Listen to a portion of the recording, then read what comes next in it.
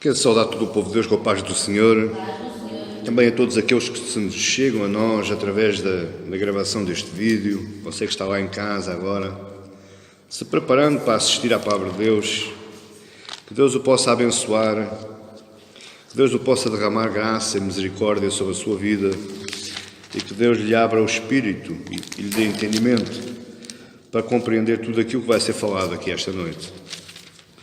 Mateus capítulo 6, eu quero ler o verso 9.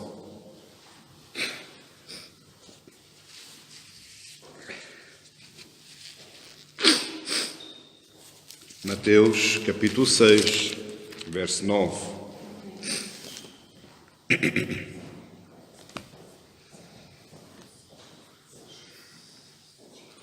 Portanto, vós orareis assim: Pai nosso, que estás nos céus, santificado seja o teu nome.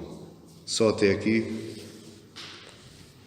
E eu queria falar convosco mais uma mensagem da nossa série da oração de Jesus. Na mensagem anterior nós iniciámos esta série falando da primeira frase que Jesus nos ensina a dizer em oração: Pai Nosso.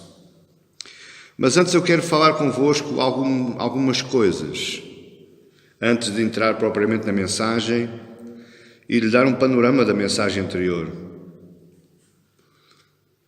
Nós sabemos, todos nós sabemos, independentemente da religião, independentemente da crença, independentemente se você vem à igreja ou não, independentemente se você é participante da palavra de Deus ou não, todos nós sabemos que necessitamos de oração.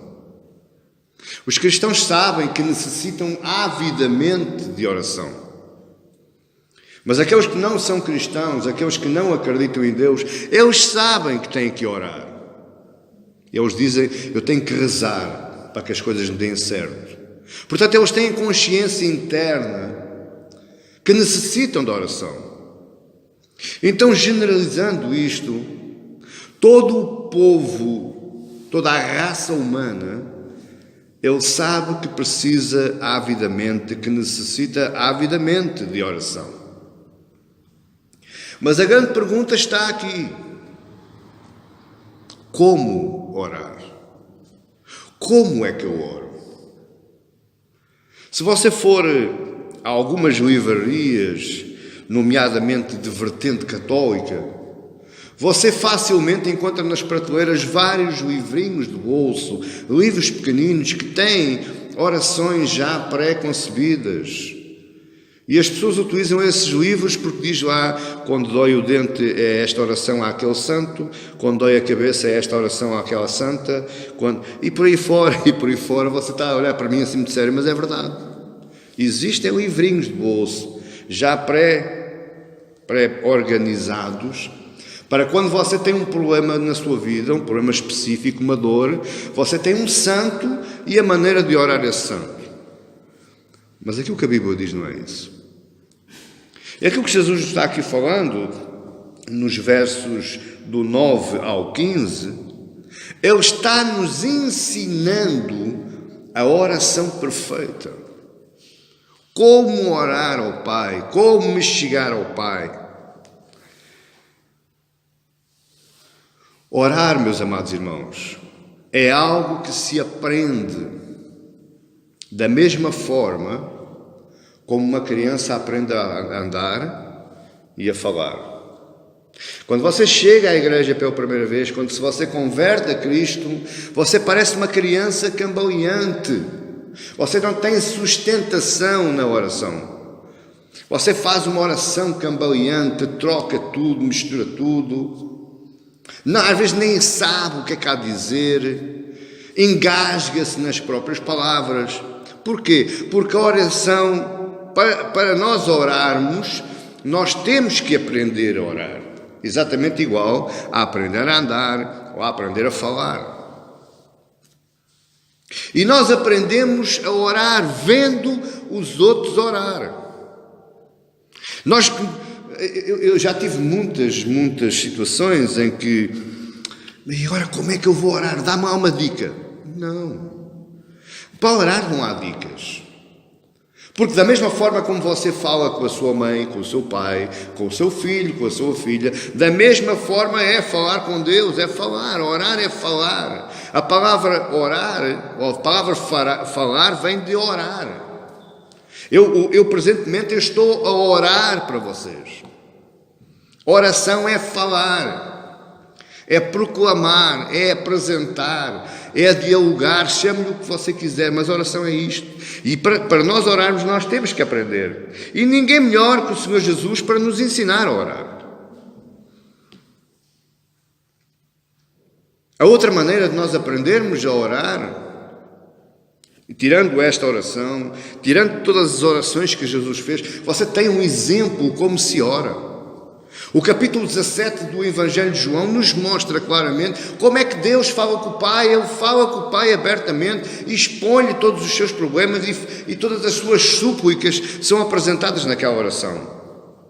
Mas nós também temos as orações de Paulo nas cartas.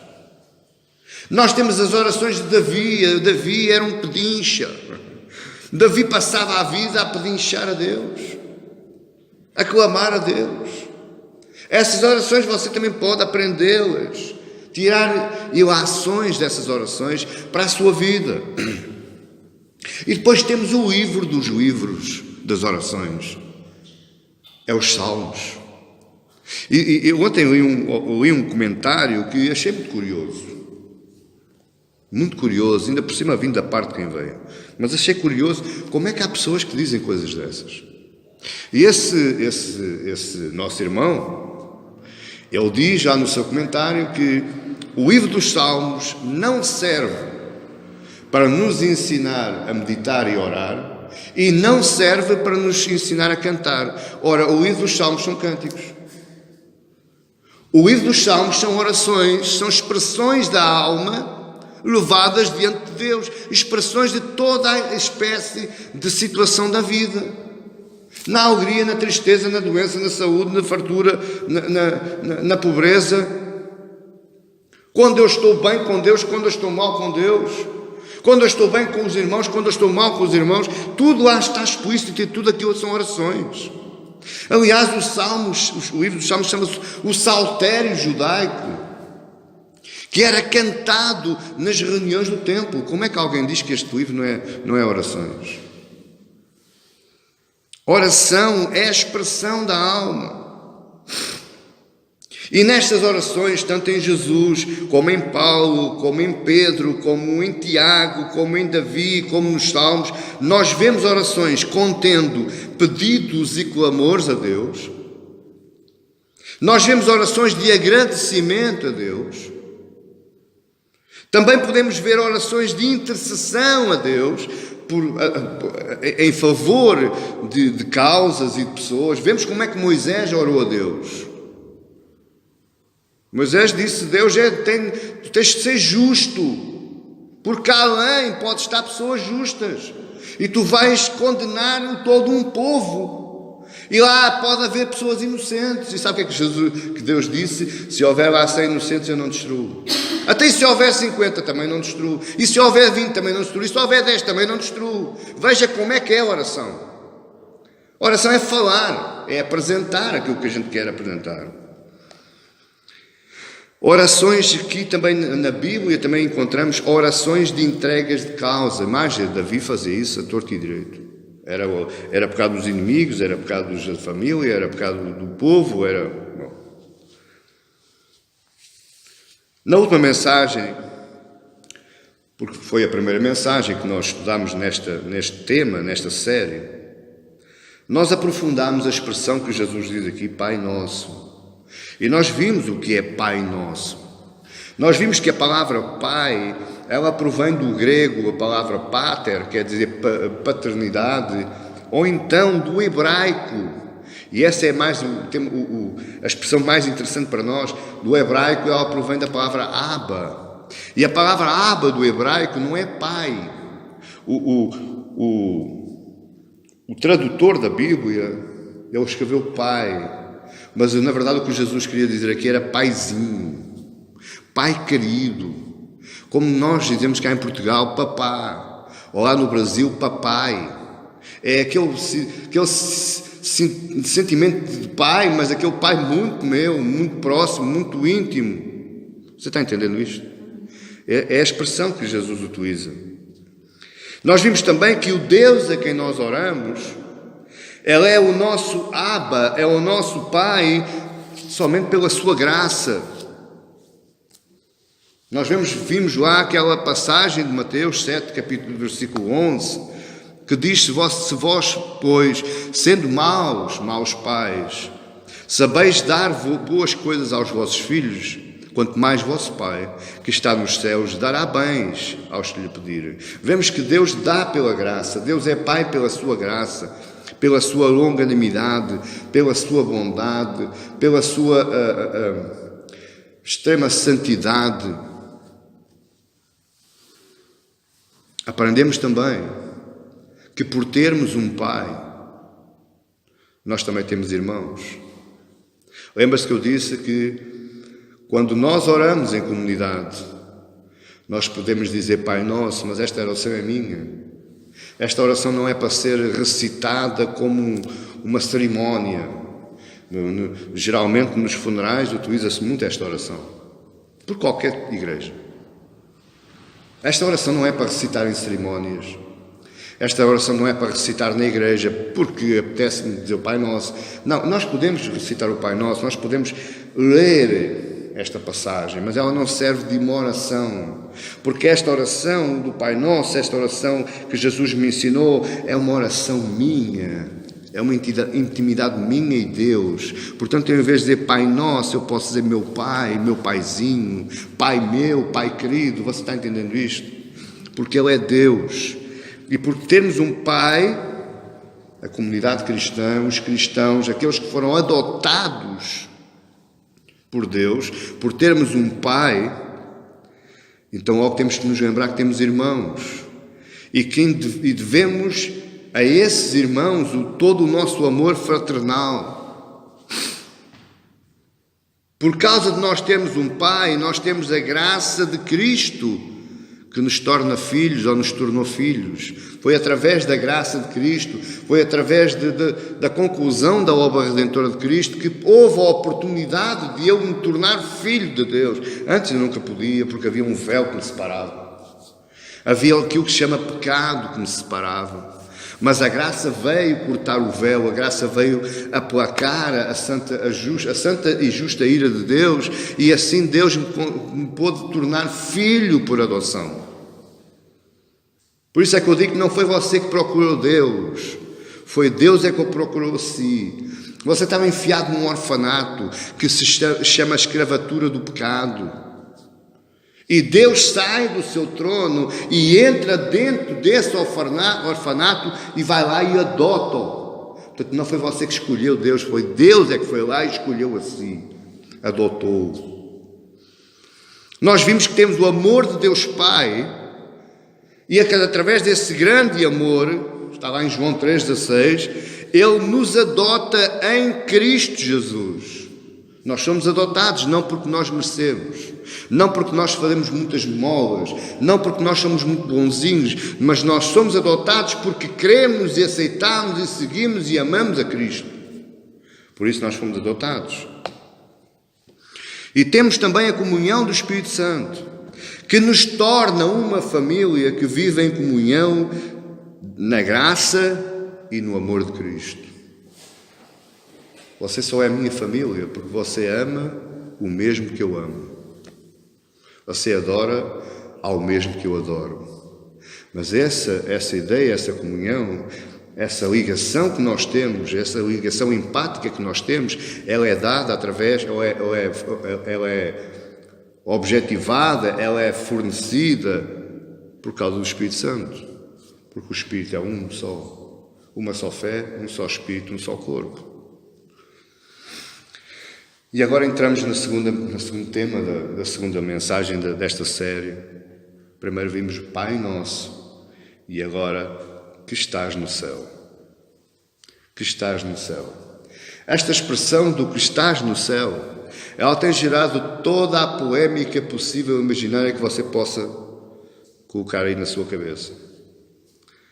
Mas eu queria trabalhar convosco hoje 3 pontos para nós percebermos o que é que Jesus quis dizer com que estás no céu. Pai nosso que estás no céu. Então o primeiro ponto é: qual é a importância de eu saber que o Deus a quem eu oro está no céu? Qual é a importância de eu saber que o Deus a quem eu oro todos os dias, frequentemente, esse Deus está no céu?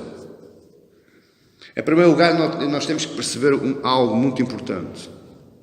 E se você não perceber estas coisas, dificilmente você vai entrar no âmago da oração. A vitalidade da vida de oração de um crente depende da visão que eu tenho de Deus. O que é que isto quer dizer? Eu oro mais ou oro menos, dependentemente daquilo que eu sei de Deus. Se eu tiver uma visão de um Deus pequeno, eu faço uma oração medíocre.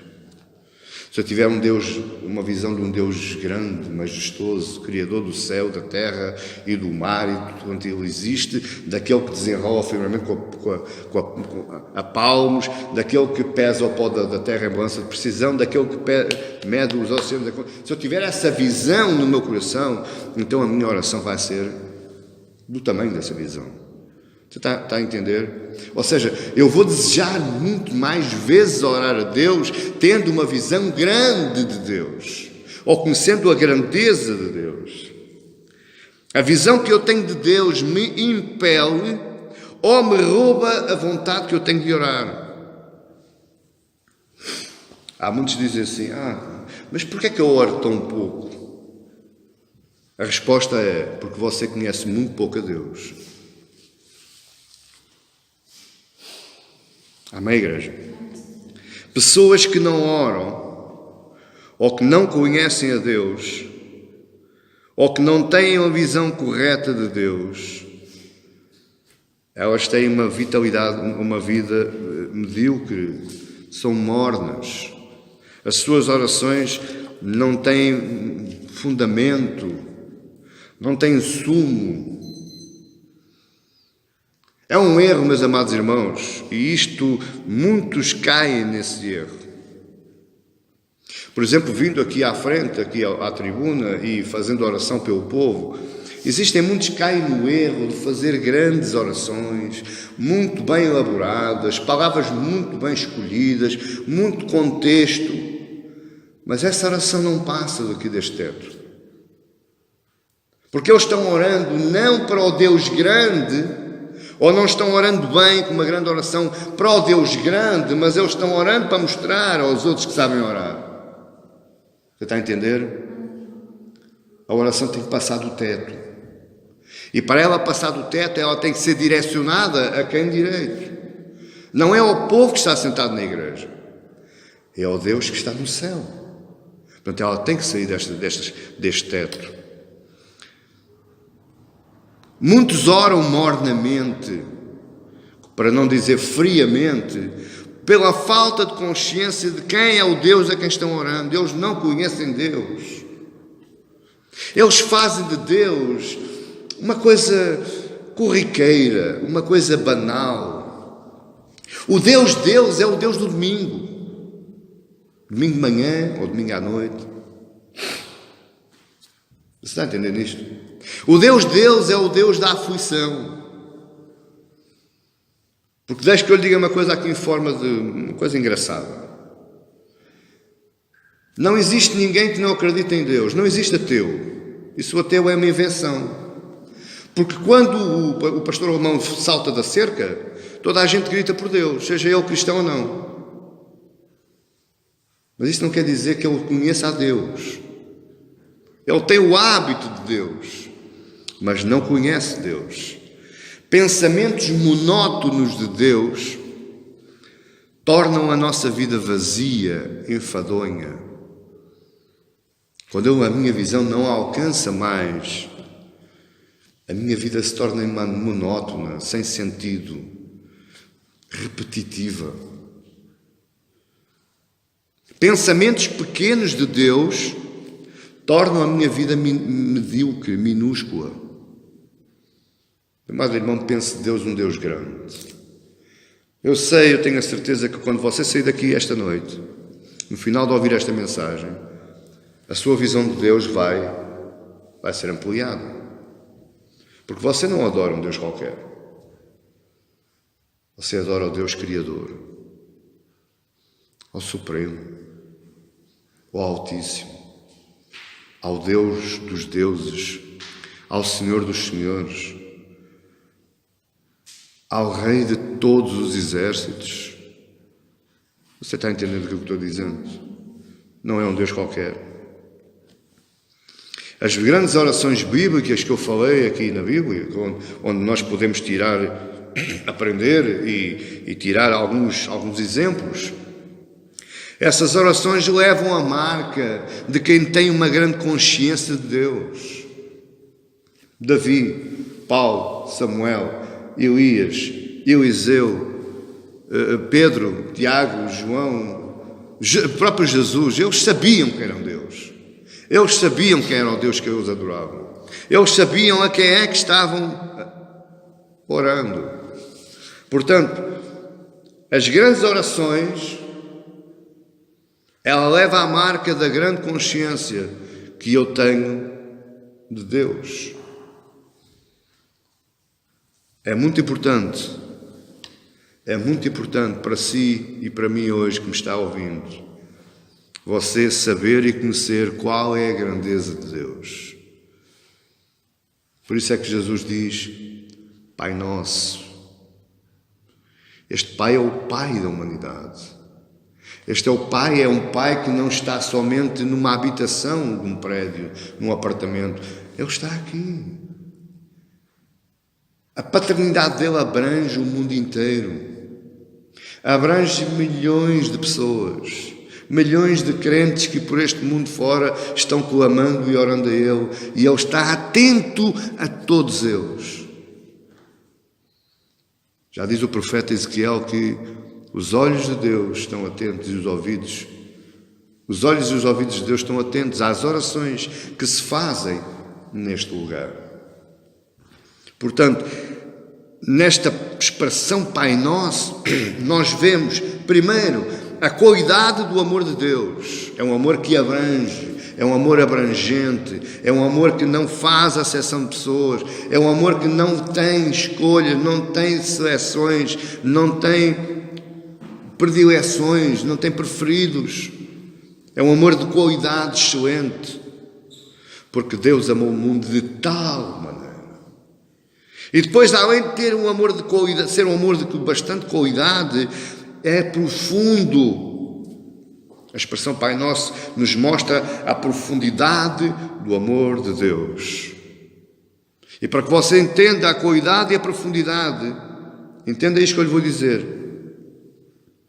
Mediante a qualidade e a profundidade do amor de um pai, eu já estou aqui a falar pais biológicos, pais terrenos, portanto, mediante a qualidade e a profundidade do amor de um pai, o levam a preferir suportar a dor do que assistir a um filho com dor. É o que já está em Mateus 7:11. Se vós, sendo maus, dão boas coisas, suportam muitas das dores dos seus filhos, agora imagine aquele que é grande em força e forte em poder.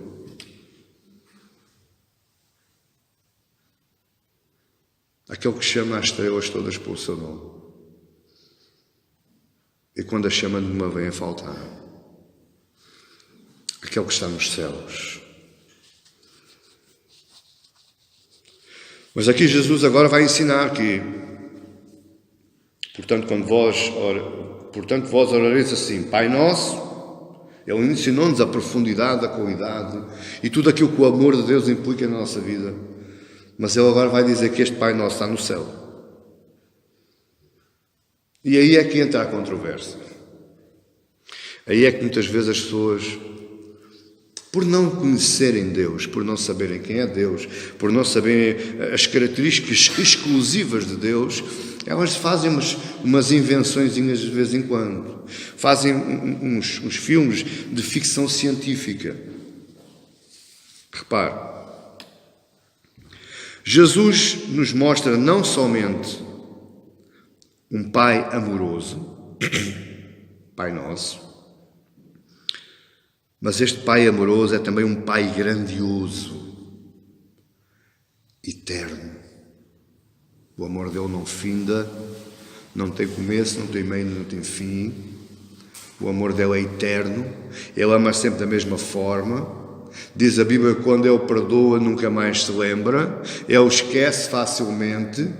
Ele é galardoador de todos aqueles que se chegam junto a ele, dos que o buscam. Facilmente ele disponibiliza graça, disponibiliza misericórdia, está atento às orações e tem um intercessor 24 horas por dia. Veja, amoroso, grandioso, eterno. O amor de Deus, meus amados irmãos, por todos os seus filhos, porque Ele pagou a cada um pela sua adoção. E o preço foi muito alto. Foi o preço de sangue de Cristo, vertido naquela cruz. Foi o preço de uma morte inocente, uma troca. Foi o preço de vários tipos de sofrimento inimagináveis que ninguém conseguia aguentar. Foi esse preço que Deus pagou para adotar a cada um de nós e a todos aqueles que creem no seu Filho amado. O amor de Deus é inabalável, é ilimitado, é insuperável. Deus não me ama mais a mim do que ama a ti. Ele, quando me ama, Ele te ama, o amor é igual. Ele olha para mim, olha para ti de forma linear. Ele não tem preferências, Ele não faz escolhas, Ele não elabora grupinhos. Os cargos não contam. Os cursos também não. As frequências também não. Porque quando Ele amou, amou. E a Bíblia me ensina que quando um filho se afasta, ele chora, ele sente. E a parábola da ovelha que Jesus contou é bem ilustrativa disso. Ele larga todos os outros 99 e vai à procura daquela que está se perdendo. Porquê? Porque o amor dele é imensurável, é ilimitado, é eterno. Sabendo isso, então facilmente eu sei que o Deus Pai que está nos céus e que me ama e que é meu Pai, Ele é perfeitamente hábil para lidar com toda a espécie de problemas do que os seus filhos necessitem ver resolvidos. Se vós, sendo maus, dás boas coisas aos vossos filhos, imaginem o vosso Pai que está no céu, quantas coisas não dará. O que Jesus está aqui fazendo é ampliar a nossa visão. Caímos muitas vezes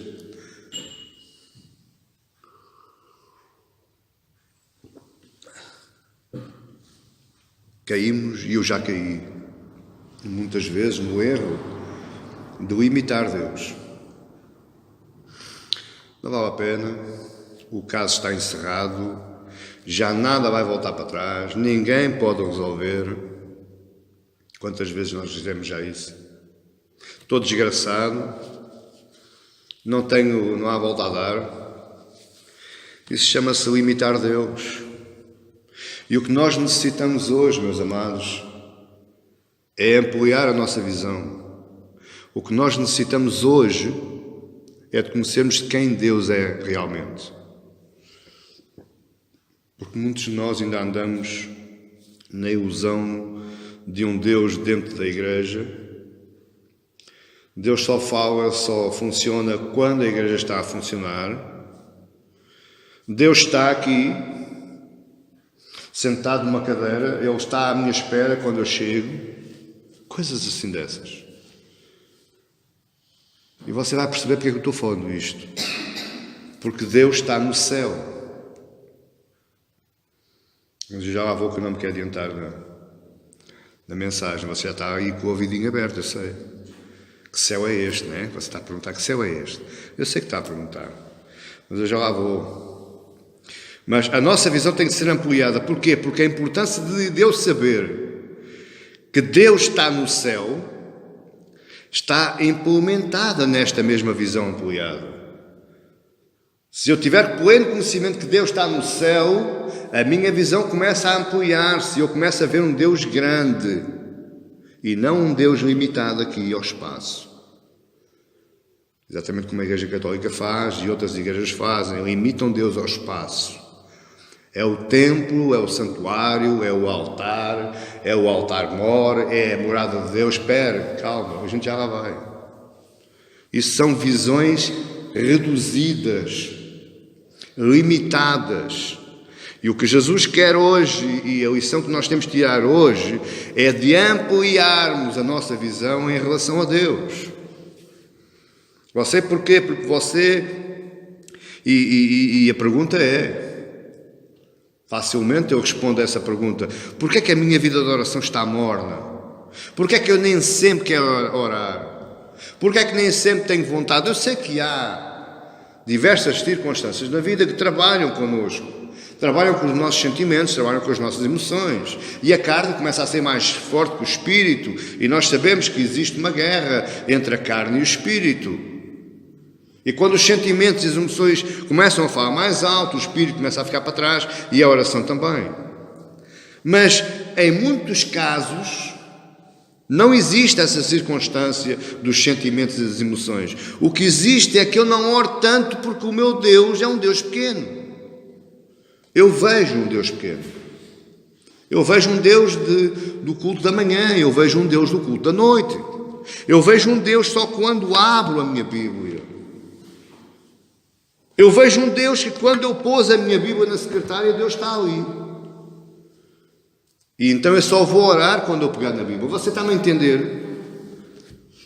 É isto que Jesus quer que nós aprendamos com esta oração. O estar no céu. Você precisa ter o conhecimento tanto da profundidade do que você precisa. Melhor dizendo, você tem que saber qual é que é o grau de dificuldade de você adquirir aquilo que você precisa. E quando você souber que aquilo que você precisa, que é, aos olhos do mundo, complicado,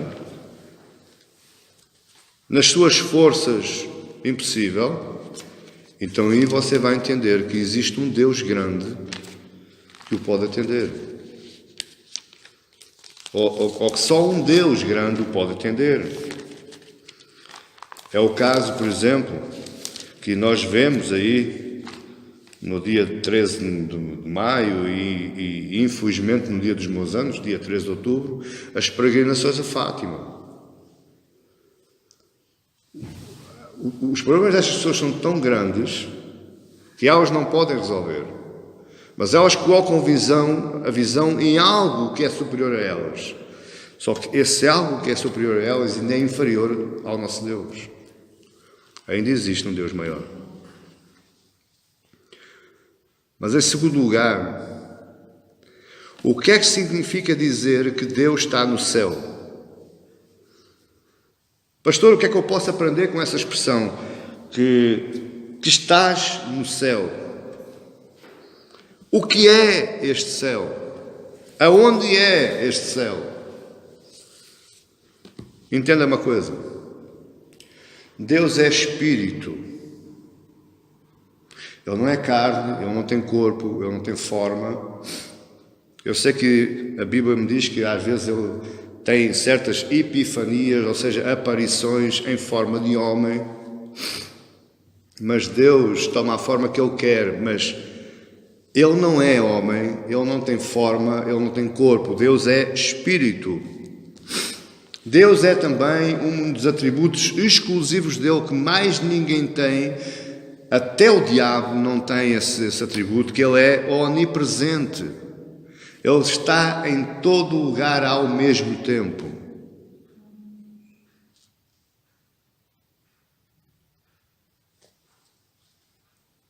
Deixa que eu diga-me primeiro uma coisa, antes de eu aprofundar o que é o céu. Na cultura grega, e você sabe tão bem como eu, já ouvi falar no Olimpo, onde estava lá o pai Zeus, e depois a seguir ao Poseidon, e depois era a Atena, e depois por aí fora a Diana, e havia, depois ali era a descer, era em fase descendente por classes de deuses. Mas havia lá uma quantidade de filhos de Zeus, no Olimpo. E os gregos acreditavam que esse Olimpo, esse lugar onde os deuses moravam, que eram lugares distantes, outras galáxias, outros planetas. Eles vinham do espaço. O deus Zeus vinha do espaço em forma de raio. Se você ver o filme, o Thor, você vê que ele veio de uma outra galáxia. Era um entendimento da cultura grega em relação aos deuses. O céu bíblico, olhe para mim e entenda isto. Você não vai ouvir muitas vezes isto. Pelo menos em regra geral. Aqui é capaz de ouvir porque sou capaz de falar mais vezes. Mas o céu bíblico é onde moram os anjos, é onde os anjos habitam. Você já ouviu falar no terceiro céu, no primeiro céu, no segundo céu, por aí fora. Ou seja, o céu bíblico é onde os anjos habitam e onde os santos aguardam a ressurreição na segunda vinda de Cristo. O céu é um lugar no tempo e no espaço. Existe um lugar chamado céu. Você não o vê, eu não o vejo, porque é espiritual. É um lugar, é um espaço espiritual, onde estão os anjos e onde os santos aguardam. Eles não estão dormindo, eles não estão no limbo, nem é o purgatório.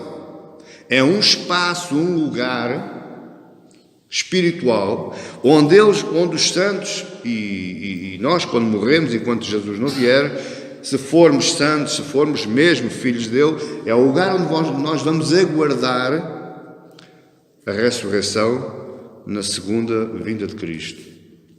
Mas Jesus não está falando de um lugar. Jesus não está falando no céu da glória, que é descrito lá em Apocalipse. Jesus não está falando num espaço temporal. Jesus não está falando nem no lugar físico, nem no lugar espiritual. E você diz assim, pastor, já não estou a perceber nada. Então que céu é este? O que Jesus está falando é de um Deus que existe num outro plano de santidade e não de um Deus que existe num outro lugar. Eu vou explicar.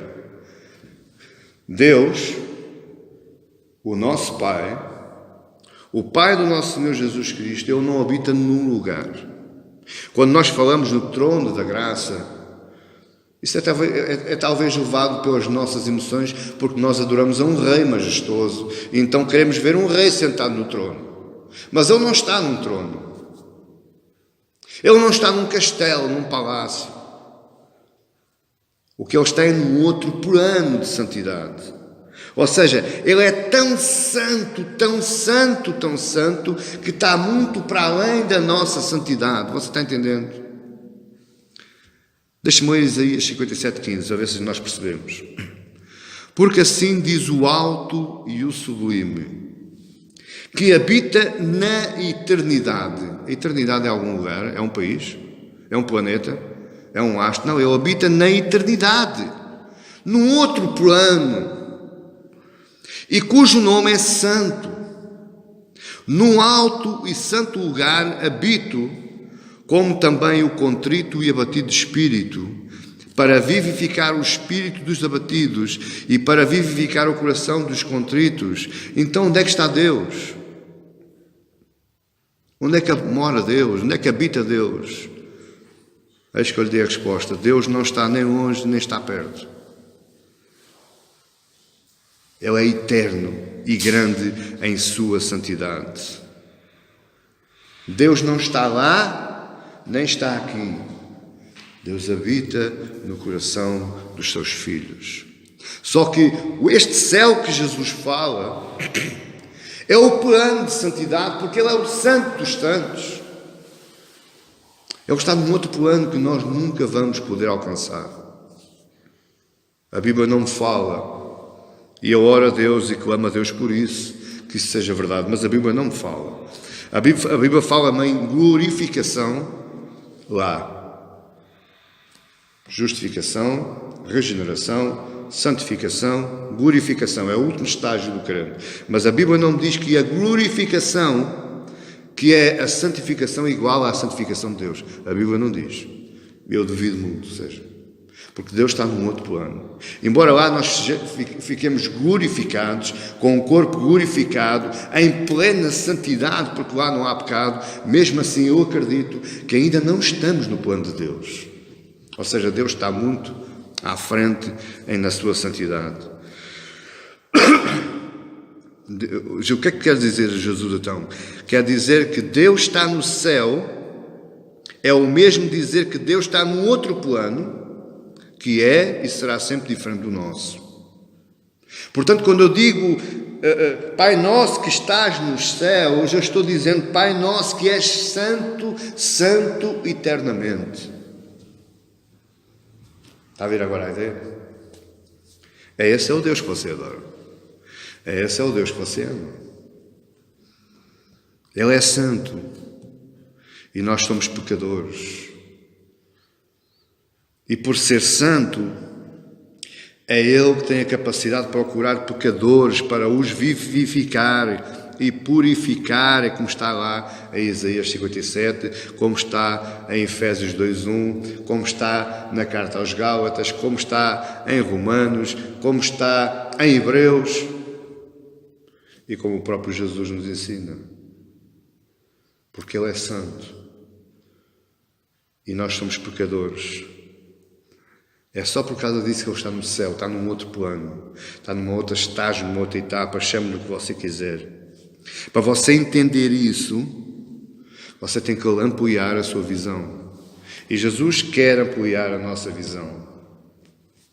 Deixe que eu lhe diga que foram muito poucos nesta época, na época de Jesus, e são muito poucos hoje os que entendem esta oração. E vê-se, esta oração é usada para tudo, até para a dor de cabeça, menos para santificar a Deus, menos para honrar a Deus. E o terceiro ponto que eu quero falar convosco, e eu estou caminhando para o final, sei a importância de saber que o Deus que eu oro está no céu. Sei qual é o céu onde Deus está. Então o terceiro ponto quer dizer que tipo de resposta, ou faça isto que eu ouvi, de saber que Deus está no céu, de saber qual é este céu, o que é que resposta eu devo dar ao meu coração? Que tipo de resposta o meu coração deve dar a este Deus santo, justo, majestoso, poderoso, eterno, infinito, sublime? Que resposta é que eu dou a Ele? Primeira coisa é que através do conhecimento que eu vou obtendo deste Deus, deixa que eu ligue de outra forma. Quanto mais conhecimento eu tenho, ou vou tendo, ou vou adquirindo deste Deus, mais implicações a minha vida vai tendo.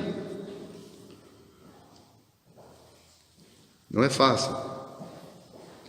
Quanto mais conhecimento eu tenho de Deus, mais Ele me humilha. Quanto maior eu faço Deus, mais pequeno eu fico.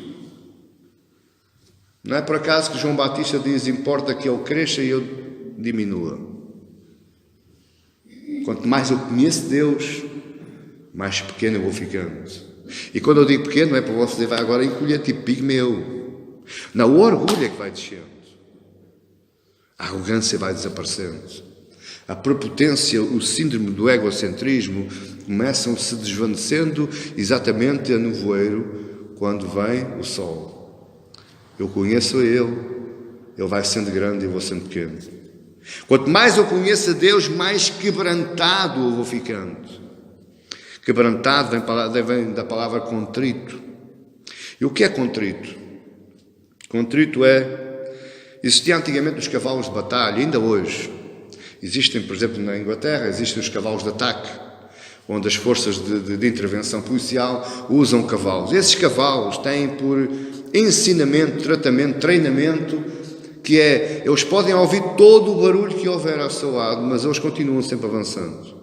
Os cavalos de batalha de antigamente, eles ouviam os tiros de canhão, eles ouviam as espadas, eles ouviam os gritos, os lamentos, mas o cavaleiro tinha a certeza que o cavalo ia sempre em frente, nunca retornava para trás, nunca se assustava. Então este é o quebrantamento. Quanto mais eu conheço a Deus, mais eu quero conhecer.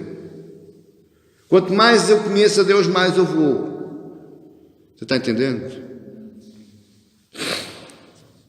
Quanto mais eu conheço a Deus, mais Ele me quebra. Mais eu olho para mim e digo, miserável homem que sou. Só a graça de Deus mesmo para eu estar onde estou. Quanto mais eu conheço a Deus, mais Ele me joga por terra.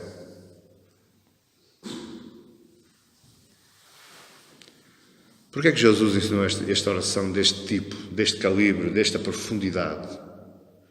Porquê é que Ele nos ensinou isto? Em primeiro lugar, esta oração serve para eu olhar para Deus, conhecer a Deus e pedir a Deus somente o que é essencial. Dos versos 11 ao verso 13 você vai vendo coisas essenciais para a nossa vida. Para o nosso cada dia, perdoa as nossas dívidas, não nos deixes cair em tentação, livra-me do mal. Coisas básicas, essenciais que nós precisamos. Qual é o problema aqui? O problema aqui é as igrejas neopentecostais e outros tais, que fazem de Deus uma prateleira de supermercado. Alguns até elaboram listas daquilo que querem que Deus dê. Alguns chegam ao ponto de ler essas listas e dizer: ó Deus, eu decreto em meu favor, na minha vida, que se materialize existencialmente estas coisas, tal. E vão ao supermercado. É compras online. E depois esperam que Deus entregue em casa. Esquece-se de pagar a fatura. Esquece-se de pagar o preço. Porque é lícito o crente ter? É lícito o crente ser rico? Se assim não fosse Abraão, Isaac, Jacó, Davi, Salomão, então eles todos foram ricos e quando chegar a minha vez eu fico quê? Não tenho direito? Não, é lícito sim. Agora a pergunta é esta: é essencial para eu viver? Não.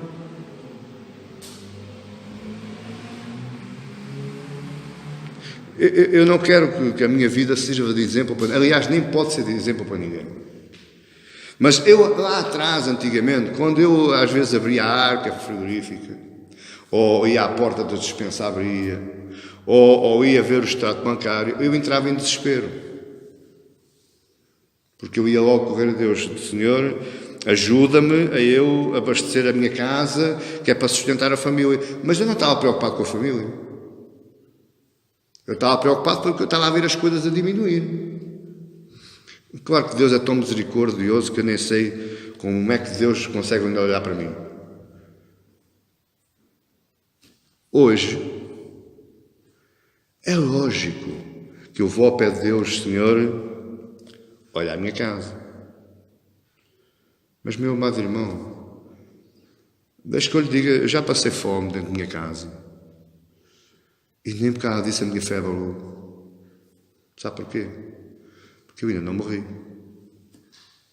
E mesmo no dia que eu morro, sabe para onde é que eu vou? Para junto dele. Para mim, hoje, o viver é Cristo e o morrer é lucro. Portanto, esta oração me ensina a pedir a Deus o que é essencial para a minha vida. O meu pão para o meu sustento, o perdão dos meus pecados, para eu estar em paz com Deus e ter a paz de Deus. Andar nos caminhos dele, não nos deixe cair na tentação, andar no caminho dele e livrar-nos do mal, não cairmos nas ciladas, nas armadilhas do demónio. E em segundo lugar, para que é que Jesus nos ensina esta oração? Para nos ensinar a adorar a Deus em seu amor e em sua providência. Veja que Pai nosso que estás no céu, santificado seja o teu nome, venha ao teu reino. Imagine os 10 mandamentos. Temos a primeira parte, que é o louvor e adoração a Deus. Eu dou-lhe todo o louvor que é devido. E temos a segunda parte, que é a minha vida suprida e providenciada por Deus, porque eu o honrei e porque eu o louvei. Você está a entender isto? Para nos ensinar a adorar a Deus em seu amor e em sua providência. O fim último do homem é a adoração. Nós fomos criados para adorar. E para adorar como? Para quê? Para o louvor da sua glória. Quanto mais adoração eu der a Deus, mais glória Ele tem. Em Efésios 3,14, olha o que é que Paulo diz. Por causa disto me ponho de joelhos perante o Pai de nosso Senhor Jesus Cristo. Por causa disto o quê? Tudo aquilo que estava passando lá em Efésios. Paulo não foi arranjar situações e soluções à maneira dele. Ele disse, por causa disto eu me ponho de joelhos. Ele me quebranta, ele me quebra, ele me humilha, ele me joga por terra. E é lá embaixo, de joelhinho no chão, amargurado, quebrantado, é que eu estou louvando e adorando a Deus. Porque lá embaixo é que é o meu lugar. Não é cá em cima. Como é que eu sou impulsionado, então, pastor, a viver uma vida de adoração? Eu já disse que o homem, por natureza, é um adorador, porque o homem foi criado para adorar. O homem foi criado como um espírito adorador. E no mundo é igual. Porque quando o homem não adora a Deus, o homem tem que adorar alguma coisa. Olha, o mundo adora os seus fãs. Ainda ontem eu vi lá o cantor Tony Carreira, o último concerto, e os fãs choravam e berravam, e lá naquele pavilhão estavam lá cerca de 60 e tal mil pessoas, e eu dizia, e eu a pregar para aquela gente toda, não era bom? Não era fixe? E estava toda a gente a adorar um homem, um cantor, que eu nem acho piada nenhuma às canções dele, lá tirando uma ou duas, do resto não sei porquê, o mundo adora os fãs, o homem adora os filhos. Meu filho é a razão da minha vida. Sem o meu filho eu não consigo viver, não respiro. O homem adora a esposa adora o seu marido. Muitos são aqueles também que adoram os seus trabalhos, eles vivem para o trabalho, eles dormem para o trabalho, eles respiram para o trabalho. Para os seus estudos, porque eu tenho que estudar muito, tenho que chegar muito longe, que é para ter um bom curso académico, que é para ser um grande homem. Isto é espírito adorador. Muitos adoram riquezas, vidas melhores, viagens, roupas, imagens. Outros ainda chegam ao cúmulo de adorar comida. Mas o que é que me impulsiona a adorar? Enquanto raça humana, os meus sentimentos, os meus sentidos e as minhas emoções. Porque eu adoro por causa dos sentidos, cheiro, visão, tato, ouvido. Eu adoro por causa dos meus sentimentos, sentimento de amor por um filho, amor por uma filha, por uma esposa. E sentimento pelas emoções que aquelas coisas me trazem a mim. Quantas vezes eu já não vi, eu fui ouvir aquele cantor cantar, até me arrepiei todo. Adoro eu ouvi-lo cantar. Porquê? Porque o homem tem espírito adorador. Mas agora escute. Para eu poder adorar o Pai como Jesus me ensina, primeiro eu tenho que conhecer profundamente o amor deste Pai.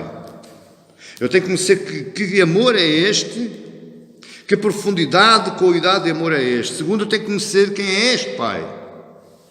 Quem é este Pai que também é Deus. Terceiro, eu tenho que conhecer profundamente que este Pai, que este Deus, é o Todo-Poderoso que está no céu, eterno, sublime, grande, majestoso, onipotente, onipresente, onisciente. Saber que o Deus do céu é o meu Pai, então isto me leva em adoração. Eu não preciso fazer força. Ainda tenho a igreja a ouvir-me? Este sentimento me alegra, me exalta, me faz extasiado, mas ao mesmo tempo me desconstrói. Porque Ele é grande, porque Ele é majestoso. E ao mesmo tempo leva-me a pensar, será que eu mereço adorá-lo? Será que Ele recebe a minha adoração, sendo eu tão miserável, tão pequeno, tão frágil, tão pecador? Será que Ele recebe a minha adoração? Deixe que eu lhe diga, Ele recebe sim. Ele recebe sim. E recebe. E Paulo nos fala isto claramente em Efésios 3, versos 20 e 21, e ele diz assim, ora, aquele que é poderoso para fazer tudo muito mais abundantemente, além daquilo que pedimos ou pensamos, segundo o poder que em nós opera, então é esse glória na Igreja por Jesus Cristo, em todas as gerações, para todo o sempre. Amém. Ele faz muito mais daquilo que nós pedimos, daquilo que nós pensamos, daquilo que nós precisamos, e o Paulo diz muito mais abundantemente, é que não é abundante, é abundantemente. Portanto, Ele ouve o teu louvor, Ele ouve a tua adoração, é o que tu conheces, e Ele te consola na tua fraqueza e na tua fragilidade. Quem conhece o amor de Deus, meu amado irmão, nunca pode parar de orar. Quem conhece o amor de Deus, ele só tem vontade de orar. Pastor, o meu trabalho não proporciona isso. Oh, meu amado, eu estou-lhe farto de dizer que orar muitas vezes é com a boca fechada. Você ora a Deus da mesma forma, ela chega lá, Deus ouve, porque Ele te conhece, Ele que te conhece o teu barulho, Ele conhece o teu silêncio, Ele te conhece a falar e te conhece calado, Ele te conhece acordado e te conhece a dormir, Ele te conhece de fato e gravata, de fraque, de lacinho, mas Ele também te conhece todo nu, no chuveiro. Está entendendo isto? Agora você tem que... Ele conhece a ti. Agora você que tem que conhecer também a Ele. Quem é Ele? Uma vida de oração, eu vou-te novamente dizer isto, uma vida de oração pobre e morna revela o fraco conhecimento que eu tenho acerca de Deus. Quero terminar com algumas reflexões importantes. E nós vamos seguindo esta série, porque esta série está-se-me a demonstrar para mim apaixonante. Não é fácil destrinchar o pensamento de Jesus nesta oração, mas eu estou a ficar apaixonado por esta oração. E então queria acabar aqui com uma série de pensamentos, mais ainda acerca daquilo que Jesus disse: Pai nosso que estás no céu. Jesus nos apresenta aqui um Pai infinito em amor, grande em amor. Um Pai grande em amor que nos adotou. E ao nos adotar, Ele não nos coloca num lugar, num espaço e nos dá condições para vivermos e ficamos por aí. Não. É um Pai infinito em amor que nos adotou, mas que está sempre presente em todas as situações da nossa vida. É um Pai que é grande em poder para nos salvar em si mesmo, em Cristo. Ele não só nos adotou, mas Ele também nos salvou em Cristo. Ele nos resgatou, Ele nos redimiu, Ele nos comprou, Ele nos selou com o seu selo, com o selo do seu Espírito. É um Pai infinito em amor, mas que está sempre atendendo, porque Ele é galardoador dos que o buscam. Não é só ao domingo, não é só às vezes. Este Deus não tem agenda, não tem hora marcada, não tem marcação, não tem ficha. Este Deus, quando você se chega a Ele atende. Ele está lá, Ele é presente.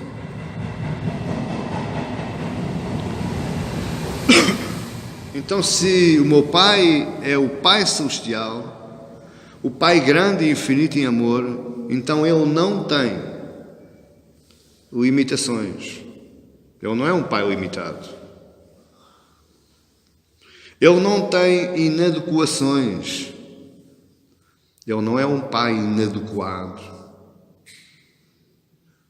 Ele não tem forma de errar. Todas as atitudes dele são perfeitas. Porque Ele é meu Pai Celeste, Ele não tem defeitos. Ele é extremamente perfeito. Ele não tem procedimentos de um pai terreno.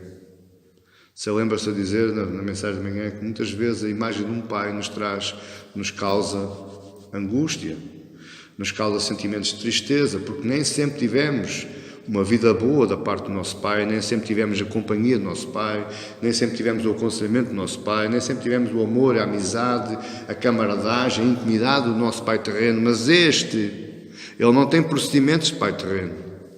Ele é camarada, ele é amigo, ele é fiel, ele é confidente, ele é ajudador. Este Pai Celeste é um Pai diferente. Meu amado irmão,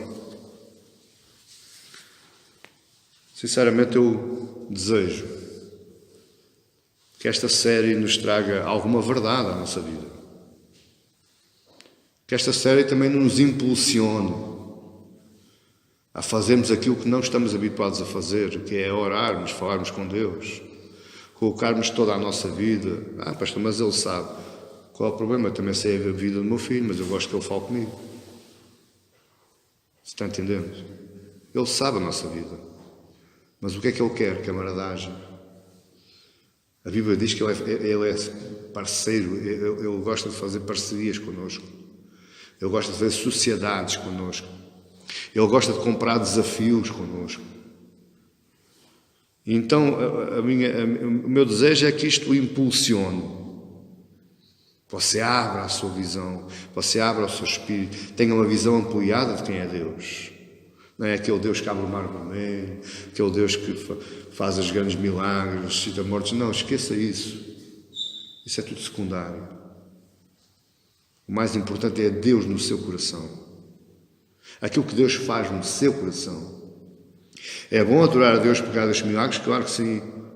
Toda a honra e toda a glória seja dada agora e eternamente pelos séculos dos séculos. Mas não é os milagres bíblicos, não é os milagres extraordinários que vão mudar a sua vida em relação a si, Deus. Não. O que você tem que mudar é a ampliação que você tem no seu coração, a visão que você tem de Deus para Ele mudar a sua vida. O milagre tem que ser na sua vida, no seu coração, no seu entendimento, no seu conhecimento, na sua parceria, na sua cumplicidade, na sua intimidade com Deus. Esse é o que é o verdadeiro milagre. Esse é o meu desejo, enquanto aquele que está transmitindo a mensagem para vós. Esse é que é o meu desejo, que a vossa visão fique ampliada. Então agarra esta verdade, para que a sua vida seja uma vida feliz e de oração sincera. Cristo diz: eu vim para que tenham vida e vida com abundância. Muitos erradamente deturpam esta palavra Porque quando Jesus diz vida com abundância, esta palavra vem do grego do poleroma. E poleroma não tem nada a ver com riquezas, com esmeraldas, com diamantes, com iates, com carros de luxo. Não tem nada a ver. Poleroma quer dizer vida em equilíbrio. Uma vida linear. Isso é o desejo de Cristo. Eu vim para que tenham vida de poleroma, vida em equilíbrio.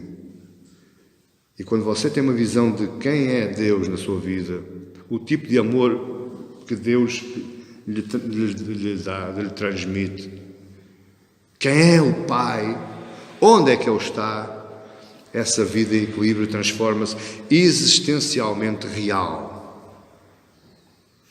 Você já não vai mais chorar tanto, não vai mais se amargurar tanto, você não vai mais se emocionar tanto, ficar deturpado psicologicamente, mas você vai começando a ver, bom, eu tenho um Pai que é Deus, esse Deus é grande e infinito, é santo, é majestoso, é sublime, e Ele está nos céus, Ele me perdoa, Ele cuida de mim, Ele é providente.